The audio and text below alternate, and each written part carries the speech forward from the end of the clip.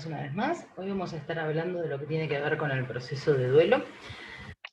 Nos vamos a enfocar más que nada en lo que tiene que ver con duelo en relación a muerte, pero recuerden que el proceso de lo que es duelo puede referirse a duelo por separación de una pareja, duelo por la pérdida de una funcionalidad física, de la pérdida de un miembro, todo lo que tenga que ver con un proceso de pérdida asociado a crisis psicológica. Lo que vamos a ver en este video hoy tiene que ver con lo que es psicoeducación. La psicoeducación es un proceso a través del cual se informa y se transmite información de aspectos psicológicos, lo cual nos permite estar informadas. Si estamos informadas, podemos saber cuándo las cosas están yendo bien, cuándo necesitamos pedir ayuda. Tener información me da el espacio para poder elegir qué hacer con ciertas cosas. En este caso, con el proceso de duelo, saber si lo que está pasando, lo que estamos sintiendo, si es acorde o no a lo que debería estar ocurriendo. En líneas generales, el proceso de duelo suele poder resolverse. Las personas tenemos la capacidad de poder atravesarlo hasta llegar al punto de lo que es la aceptación de una manera natural. A veces las cosas se van complicando o se fueron complicando más que nada en base a todo el proceso social de que hay que estar bien rápido y hay que estar feliz, divertida y seguir adelante, lo cual eso ha ayudado a entorpecer el proceso de duelo. Así que me parece importante poder charlar un poquito sobre esta temática, que tengamos información y que sepan cuándo pedir o no ayuda a un o una profesional de la salud mental. Las dejo con el video y nos vemos prontito con otra temática. Muchísimas gracias.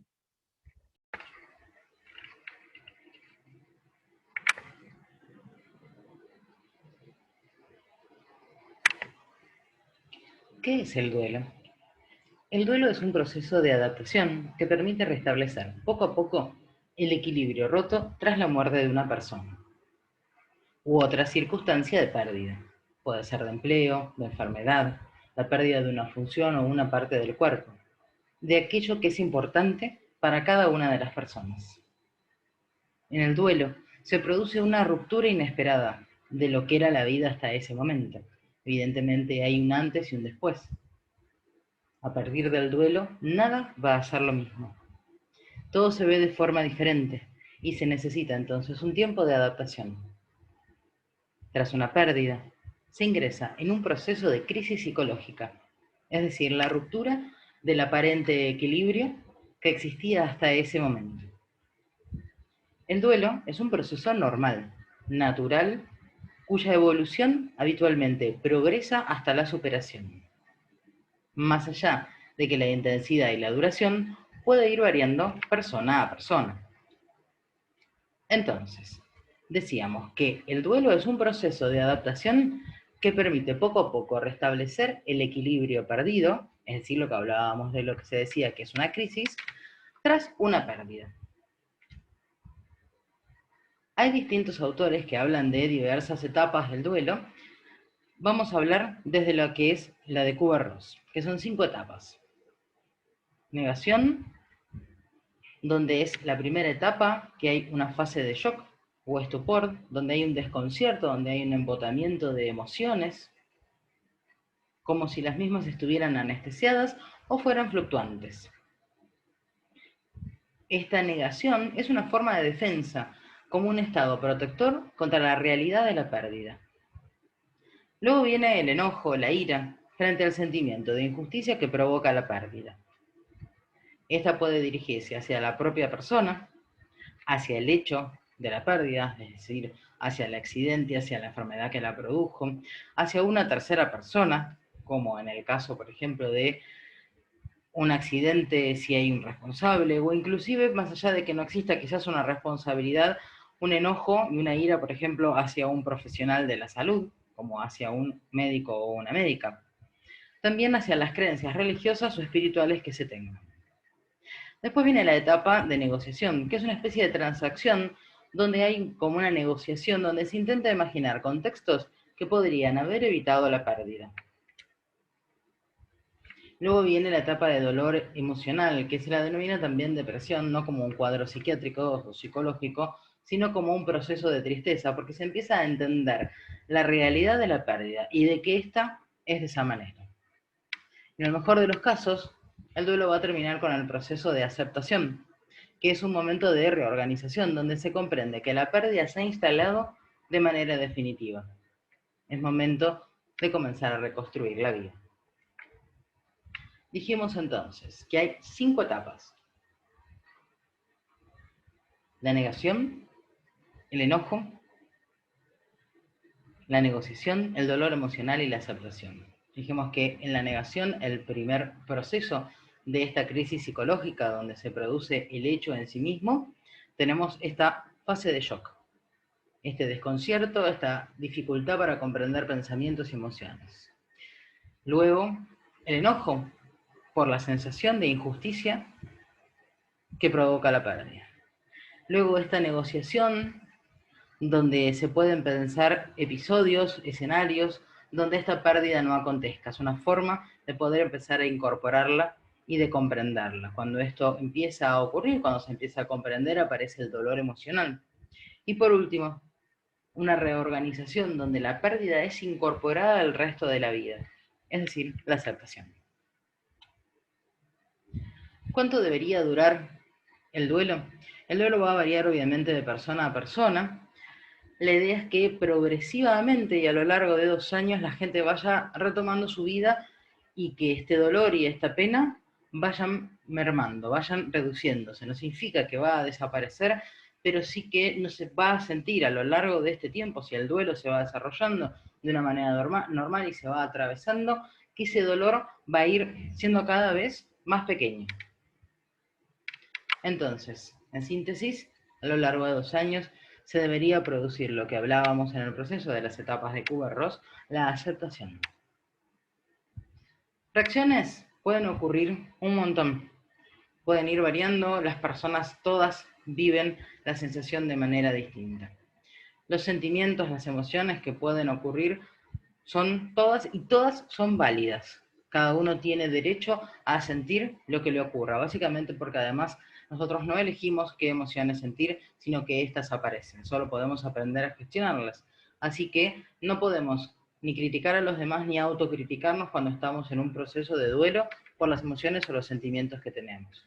Sean tanto culpa, enojo, cansancio, un estado de confusión, inclusive el alivio que se da muchas veces en padecimientos o enfermedades de muy larga duración donde la persona sufría mucho y tras la pérdida se siente una sensación de alivio porque esa persona no sufre más. Eso también es válido.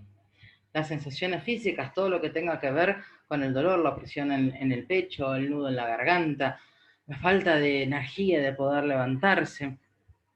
Conductas en general uno ve que la persona se retrae en sí misma, ve llanto, ve obviamente una expresión de tristeza. Y los pensamientos que van desde el enojo, la incredulidad, la confusión, este estado de shock, la preocupación por qué va a ocurrir ahora, cómo van a ser las cosas de ahora en adelante. Entonces, dijimos que las reacciones pueden pasar por la tristeza, el enojo, la culpa, la confusión y que todas son válidas. Que las físicas pueden ir como por ejemplo desde la opresión en el pecho, la falta de aire, sentir menos energía. Conductas como evitación, desde no querer hablar del tema, no querer ir a ciertos lugares y muchas veces el llanto, que no hace falta que esté presente para estar atravesando el duelo. Y los pensamientos, desde el shock o la incredulidad por lo que ocurre, hasta la confusión en nuestros pensamientos y emociones y la preocupación.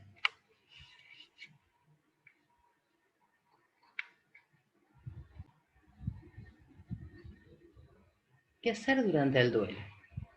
Algunos tips. ¿Qué puede ayudar durante el proceso? Buscar apoyo de familiares y amigos. Es recomendable, a pesar del dolor, ir recuperando el ritmo de vida. Permitirse estar en duelo, no evitarlo, más allá de que socialmente hoy se tiende mucho a, pasar, seguir de largo, porque lo que hay que hacer es transitarlo. Si yo no lo transito, las cosas no se pueden atravesar, no se pueden aceptar y quedan en ese estado como inconcluso. No tomar decisiones importantes de forma precipitada, no es recomendable decidir grandes cosas mientras se está en duelo. Pensar anticipadamente cómo afrontar ciertas fechas, festividades, religiosas o no, cumpleaños, aniversarios. Entonces, básicamente la idea es permitir estar en duelo, permitirse atravesar estas circunstancias, no evitarlo, buscar apoyo social y familiar. Si uno tiene ganas, no es obligatorio hacerlo. También entonces permitirse estar en una etapa de soledad, si uno quiere estar solo, sola y se siente mejor. Ir recuperando el ritmo de vida, cuidar de una misma, como en la alimentación, el descanso y en la actividad física. ¿Cuándo pedir ayuda? Como decíamos al principio, el duelo es un proceso normal. En ocasiones el proceso puede complicarse y producir ciertas alteraciones en la vida de las personas. Básicamente, uno puede pedir ayuda profesional cuando tenga ganas y cuando uno y una lo considera necesario.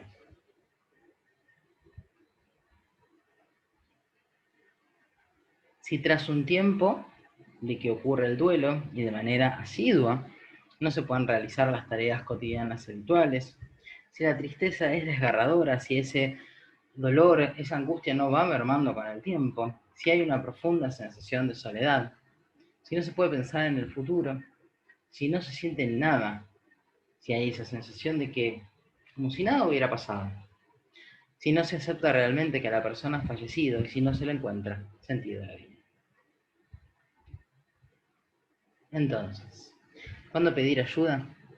Dijimos que el duelo era un proceso normal, que es una crisis psicológica, una crisis vital que todas las personas podemos atravesar y resolver, llegando hacia la aceptación, pero a veces puede complicarse un poco, generando determinadas alteraciones importantes en la vida de las personas y en el entorno. Y ahí es donde hay que pedir ayuda, porque no se pueden hacer las cosas de todos los días, porque la tristeza es devastadora, porque no se siente nada o porque se pierde directamente el sentido de la vida.